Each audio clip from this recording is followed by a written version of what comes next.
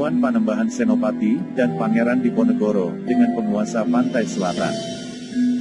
Sebelum kita simak videonya sampai selesai, mari berkontribusi membantu perkembangan channel ini, supaya kami selalu bersemangat dalam menyajikan pembahasan tentang sejarah yang ada di seluruh Indonesia ini. Silahkan tekan tombol subscribe dan lonceng supaya selalu mendapatkan notifikasi video berikutnya dari kami. Kanjeng Ratu Kidul adalah tokoh legenda yang sangat populer di kalangan masyarakat Pulau Jawa dan Bali. Sosok ini secara umum sering disamakan dengan Nyi Roro Kidul, meskipun sebenarnya dia berdua sangatlah berbeda. Pada umumnya, dia menampakkan diri hanya untuk memberi isyarat atau peringatan akan datangnya suatu kejadian penting. Dalam mitologi Jawa, Kanjeng Ratu Kidul merupakan ciptaan dari Dewa Kaping Telu. Ia mengisi alam kehidupan sebagai Dewi Padi, atau Dewi Sri, dan dewi-dewi alam yang lain. Sedangkan Nyi Roro Kidul awalnya merupakan putri kerajaan Sunda, yang diusir ayahnya karena ulah ibu tirinya. Cerita-cerita yang terkait antara Ratu Kidul dengan Roro Kidul, bisa dikatakan berbeda fase tahapan kehidupan, menurut mitologi Jawa. Kanjeng Ratu Kidul memiliki kuasa atas ombak keras Samudra Hindia, dari istananya yang terletak di jantung samudra. Menurut kepercayaan Jawa, ia merupakan pasangan spiritual para sultan dari Mataram dan Yogyakarta, dimulai dari Panembahan Senopati.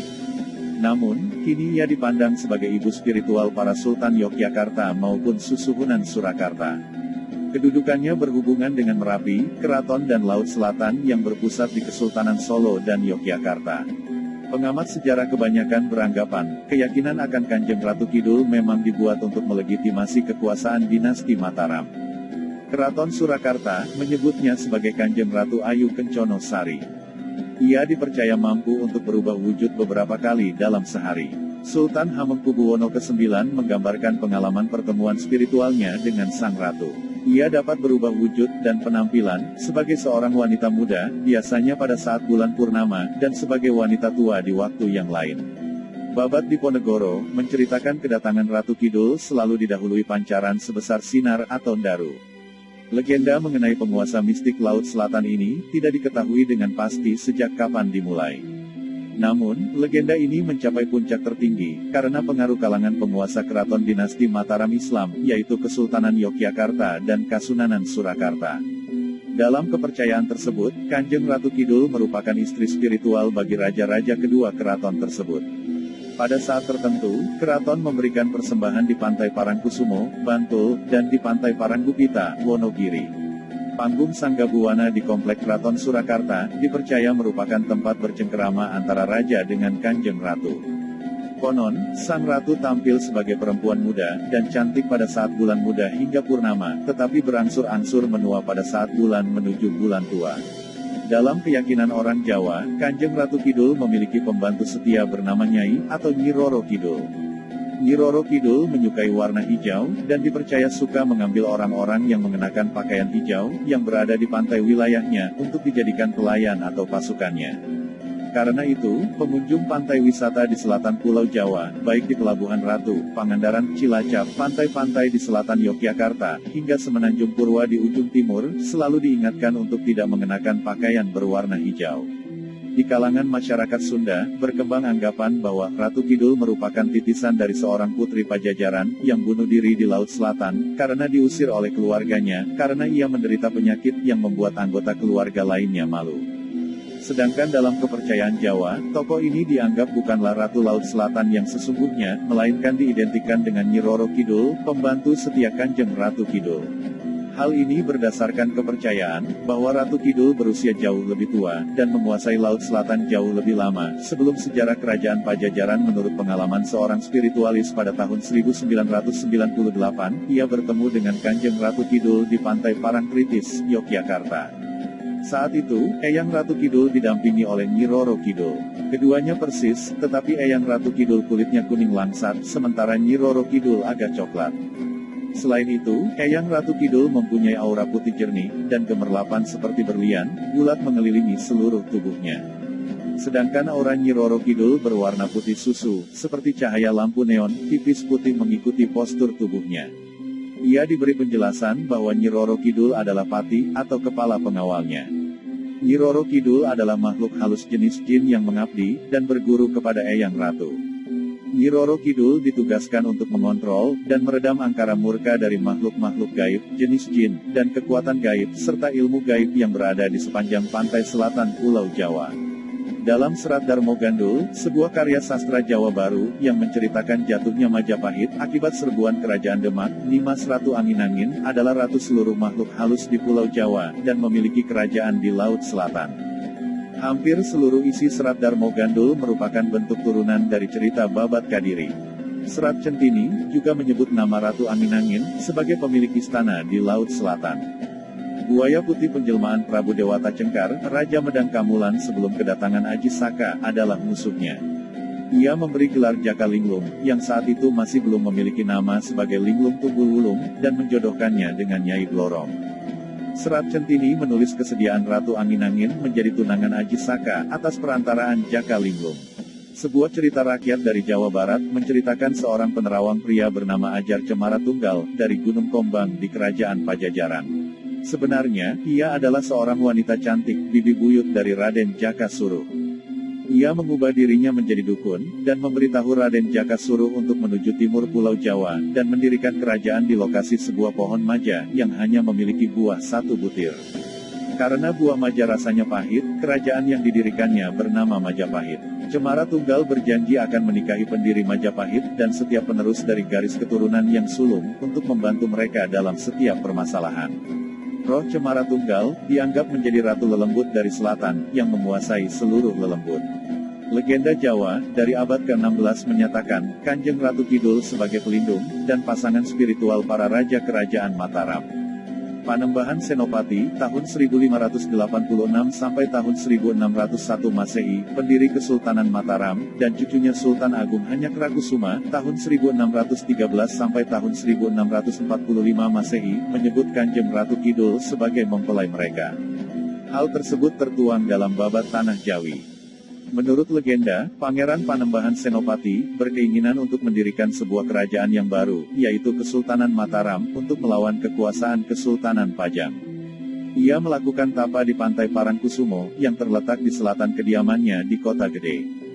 Meditasinya menyebabkan terjadinya fenomena supernatural yang mengganggu kerajaan di Laut Selatan. Sang Ratu datang ke pantai, untuk melihat siapa yang menyebabkan gangguan di kerajaannya. Saat melihat pangeran yang tampan, ia jatuh cinta, dan meminta Panembahan Senopati untuk menghentikan tapanya.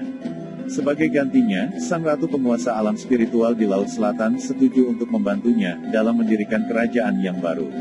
Untuk menjadi pelindung spiritual kerajaan tersebut, sang ratu dilamar oleh Panembahan Senopati, untuk menjadi pasangan spiritualnya, serta semua penggantinya nanti, yaitu para Raja Mataram. Babat Diponegoro mengisahkan pertemuan antara Ratu Kidul dengan Pangeran Diponegoro sebanyak 2 kali, yaitu pada tahun 1805 dan pertengahan Juli tahun 1826.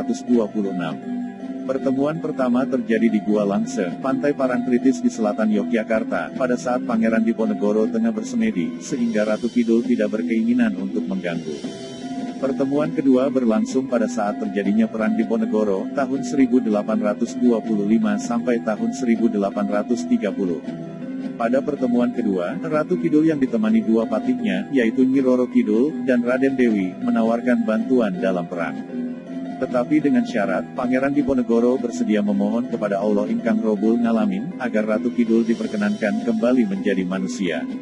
Namun, Pangeran Diponegoro menolak dengan halus dengan alasan bahwa pertolongan hanya datang dari Hyang Agung, sehingga ia tidak akan bersekutu dengan makhluk gaib. Hal ini sesuai dengan tujuan utamanya untuk berperang, yaitu untuk memajukan agama Islam di seluruh Jawa. Naskah tertua yang menyebut-nyebut tentang tokoh mistik ini adalah Babat Tanah Jawi. Panembahan Senopati adalah orang pertama yang disebut sebagai raja yang menyunting Sang Ratu Kidul. Dari kepercayaan ini, diciptakan tari Bedaya Ketawang, dari Keraton Kasunanan Surakarta, pada masa Sunan Pakubuwana pertama, yang digelar setiap tahun, yang dipercaya sebagai persembahan kepada Kanjeng Ratu Kidul. Pelabuhan Ratu, adalah sebuah kota nelayan di Jawa Barat. Masyarakat setempat menyelenggarakan hari suci, khusus untuk Kanjeng Ratu Kidul setiap tanggal 6 April. Hari tersebut merupakan hari peringatan bagi penduduk lokal, dan mereka memberikan banyak persembahan untuk menyenangkan Sang Ratu. Para nelayan lokal juga menyelenggarakan ritual sedekah laut setiap tahunnya, memberikan persembahan seperti nasi, sayuran, dan berbagai produk pertanian, hingga ayam, tenunan batik, dan kosmetik. Persembahan tersebut dilarungkan ke laut, sebagai persembahan untuk Ratu. Para nelayan lokal percaya, persembahan mereka akan menyenangkan Ratu Laut Selatan, sehingga ia akan memberkahi mereka, dengan hasil tangkapan yang berlimpah serta memberikan cuaca yang bagus, tidak terlalu banyak badai serta ombak. Di sekitar lokasi pantai Palabuhan Ratu, tepatnya di Karanghau, terdapat petilasan Ratu Pantai Selatan, yang dapat dikunjungi untuk melakukan ritual tertentu, ataupun hanya sekedar melihat-lihat. Di komplek keramat ini, terdapat sekurangnya 2 ruangan besar, yang di dalamnya terdapat beberapa makam, yang dipercaya penduduk, sebagai makam Eyang Sanca Manggala, Eyang Jalamata Makuta, dan Eyang Syekh Husni Ali. Di beberapa ruangan juga terpampang gambar penguasa Laut Selatan. Kanjeng Ratu Kidul juga diasosiasikan dengan Parangtritis, Parangkusumo, Pangandaran, Karangbolong, Ngeliep, Puger, Banyuwangi, dan berbagai tempat di sepanjang pantai selatan Jawa seperti Tulungagung. Pantai Parangkusumo dan Parangtritis di Yogyakarta sangat berhubungan dengan legenda Kanjeng Ratu Kidul. Parangkusumo merupakan tempat Panembahan Senopati bertemu Kanjeng Ratu Kidul. Saat Sri Sultan Hamengkubuwono ke-9 meninggal tanggal 3 Oktober tahun 1988, majalah Tempo menulis bahwa para pelayan keraton melihat penampakan Kanjeng Ratu Kidul untuk menyampaikan penghormatan terakhirnya kepada Sri Sultan.